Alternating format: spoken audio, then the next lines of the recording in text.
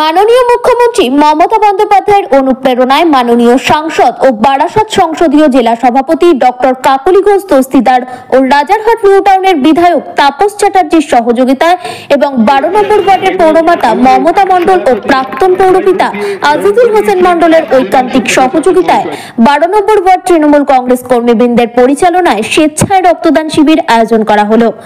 জাতি ধর্ম নির্বিশেষে প্রায় 600 জন রক্তদাতা রক্তদান করেছেন।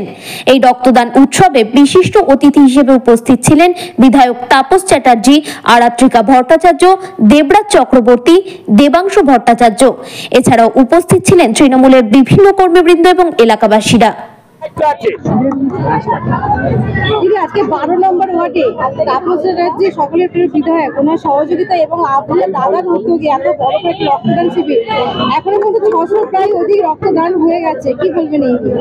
আজকে আমাদের ভীষণ ভালো লাগছে, কারণ আমাদের ওয়ার্ডে রক্তদান শিবিরটা এটা নতুন কিছু নয়, প্রতি বছরের ন্যায় আমরা করি। বিগত বছরও আমরা 500 বোতলের ডাক দিয়েছিলাম, সেটা ফুলফিল করেছিলাম।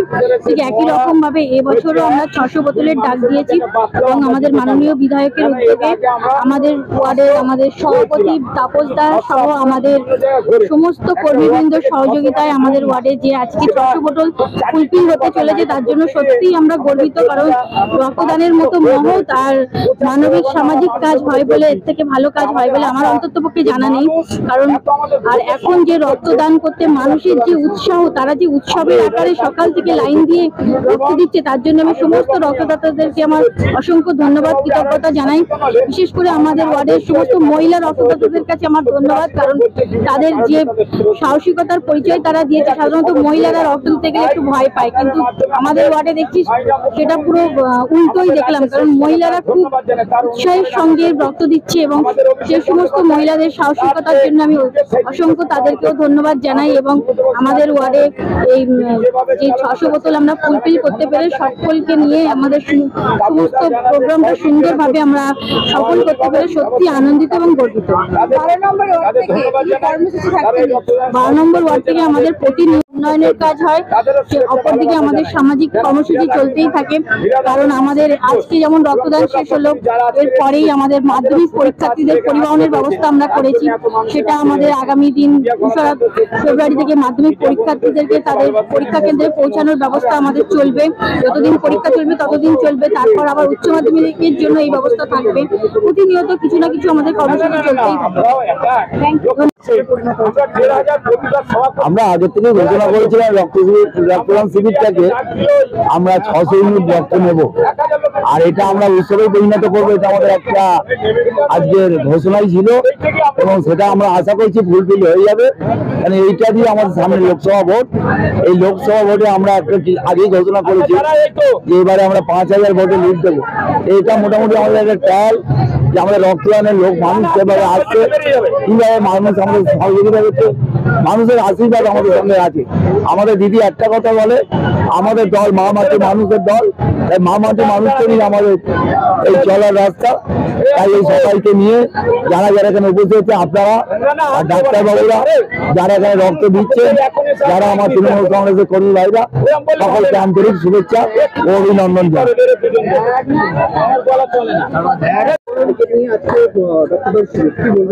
এটা হচ্ছে মহত্ব রক্তদান। চিরকাল 12 নম্বর ওয়ার্ড আজিজুল হোসেন মন্ডলের নেতৃত্ব, মমতা মন্ডলের নেতৃত্বে এখানে সুন্দর কাজটি হয় করেছেন। তাপস চক্রবর্তী, তাপস চক্রবর্তী এরা যুক্ত আছে। আমাদের 12 নম্বর ওয়ার্ড চিরকালই খুব ভালো রক্তদান করে এবং সেখানে ওরা এবারে 600 বোতল রক্ত করেছে। উৎসাহ উদ্দীপনা নিয়ে কাজ হচ্ছে, এটা আমাদের দুর্গ বলতে পারে। এখানে সুন্দরভাবে সারা বছর মানুষের কাছে থাকে, সে তার একটা প্রতিফলন সবসময় থাকে। যে ভালো ছেলে পড়াশোনা করে তার কাছে পরীক্ষা কোনো টেনশন নেই। যে বিজেপি 10 বা 20 পাওয়া মার্কসের ছেলে তাকে রাত থেকে পড়তে হবে। আমরা সারা বছর পড়াশোনা করে এমন জায়গায় যেদিনই পরীক্ষা হবে আমরা 100 পাবো। এই পরীক্ষায় কাকুলিদির উদ্যোগ এবং তাপস চ্যাটার্জির উদ্যোগ এবং আমাদের তাপস চক্রবর্তী, মমতা মণ্ডল, তারক চক্রবর্তী এদের সব সহযোগিতায় এবং ওয়ার্ডের কর্মী সকল তৃণমূল কর্মীদের সহযোগিতায় মাননীয় সুব্রত বক্সী মহাশয় এবং আমাদের ফিরাদ হাকিম মহাশয়, আমাদের সুজিত দা, তাদের সবাইকে আমি তাদের সহযোগিতা আমরা আজকের এই জায়গায় পৌঁছতে সফল হয়েছি। আর আমাদের যত পুরনো কর্মী আমি নাম বলছি নি, সব কম বেশি তাদের ছবি আছে আপনাদের কাছে। তাদের সকলকে শুভেচ্ছা ভালোবাসা জানাই। কারণটা হচ্ছে এই, আমরা আমাদের এখানে আজকে দেখেছেন চাঁদের হাট ছিল, একদিকে আমাদের যুবরাজ দেবরাজ এসছিল, একদিকে আমাদের বিনু মণ্ডল এসছিল, রাজেশ চিড়িমার এসছিল, আরেকটিকা ভট্টাচার্য এসছিল, নন্দিনী ব্যানার্জি এসছিল, দেবাংশু এসছিল। এখানে একদম আমাদের তাপসদা বিধায়ক তিনি এসছিল, রতন মিদ্যা ছিল আমাদের টাউনের নেতৃত্ব, তিনি এসছিল। মানে এক ঝাঁক আমাদের বিভিন্ন বিশিষ্ট সমাজসেবী ধর্মগুরু এসছিল, মন্দির মসজিদ কমিটি সব, তারাও বক্তব্য আপনারা শুনিয়েছি। এই ওয়ার্ডটা একটা বিভিন্ন ভাষাভাষীর বাস, আর এই ওয়ার্ডটা হচ্ছে বাংলার গেটওয়ে, চিনার পার। এটা আমাদের কথা না, আমাদের যুবরাজ দেবরাজ বলে গেছে। তাই আমরা এখানে আমাদের উন্নয়নও হচ্ছে। আমাদের মাননীয় দেবরাজ চক্রবর্তী বলেই গেছে যে 1.5 কোটি টাকার উন্নয়ন 12 এবং 13 নম্বরে হবে, 11 এবং 12 নম্বর হবে, এটা একটা রেকর্ড। এর জন্য আমরা দেবরাজ চক্রবর্তীকে অভিনন্দন জানাই, অদিতি মুন্সিকে অভিনন্দন জানাই, আমরা আমাদের বিধায়ক তাপস রায়কে অভিনন্দন জানাই। ওয়ার্ডে একদিকে যেমন সামাজিক কাজ, একদিকে মডেল ওয়ার্ড তৈরি করার জন্য উন্নয়ন হচ্ছে। আর সেই উন্নয়ন এলাকার নাগরিক, আমাদের কর্মীরা সবাই মিলে আমরা সেই কাজটা ঝাঁপিয়ে পড়েছি। আগামী আমরা বলতে পারি 2026 একটা মডেল ওয়ার্ড তৈরি করতে, সেই বিধানসভার সময় আমরা বলতে পারবো 12 নম্বর ওয়ার্ডে আমরা একটা মডেল ওয়ার্ড তৈরি করতে পারছি। ব্লাড ডোনেশন করতে পারলো না, এই ইউনিভার্সিটি যে ব্লাড ডোনেশন শুরু করতে সেটা করতে পারেনি বলে আক্ষেপ প্রকাশ করেছে বক্তব্য, কি বলবো? হ্যাঁ, আমার তো দুঃখ লাগলো না, কেন এয়ারলি মন্ডল যখন তিনি ইন্তেকাল করেন তার পরের বছরই আমি এখানে ডিআইএফআই, আমি তখন উত্তর চব্বিশ পরগনা জেলা সব সদস্য ছিলাম, আমি এখানে শুরু করে দিয়ে গেছিলাম। তারপরে পুনরায় জিতে আমি এদের যা অপব্যবহার, এদের যে অত্যাচার সহ্য করতে না পারে আমি তৃণমূলে যোগ দিই। তৃণমূলে যোগ দেওয়ার পর এখানে এরা কয়েক বছর করলো, মাঝে করোনার জন্য ফাঁক দিল, তারপর গত বছরে করলো 30-35 জন হলো। এবারে একটা নাম করা মানুষ, আমি শ্রদ্ধা করি এয়ালি মন্ডল, 3 বারের সিআইসি মেম্বার, এর আগে পঞ্চায়েতে উনি ছিল আমার অভিভাবক, আমি তার গুরু, রাজনৈতিক গুরু। একদিকে তাপসাই, একদিকে এয়ালি মন্ডল, তানাকে বাদ দিয়ে দিল, রক্তদানই করলো না। এটা কি ধরনের এটা? অতএব এর থেকে আপনারা বুঝে নিন 12 নম্বর ওয়ার্ডের সিপিএম কাঠকুটোর মতন হয়ে গেছে, তাদের এক কিছু নেই। না না, দেখুন ওটা তো আমরা এটা এইভাবে করতে পারিনি।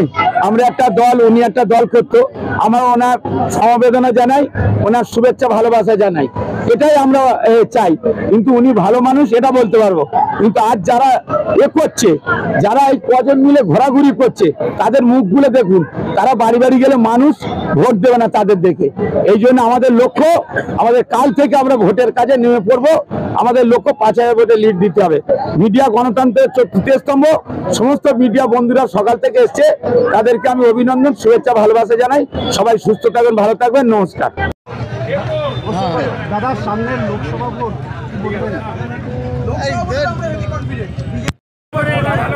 আমরা তো খেলা হবে বলেছিলাম, ব্যাটিং হয়েছে, এবার বোলিং করতে হবে আমাদের। বিজেপির 18টা উইকেট আছে, একে একে পড়বে বাংলার মাঠে।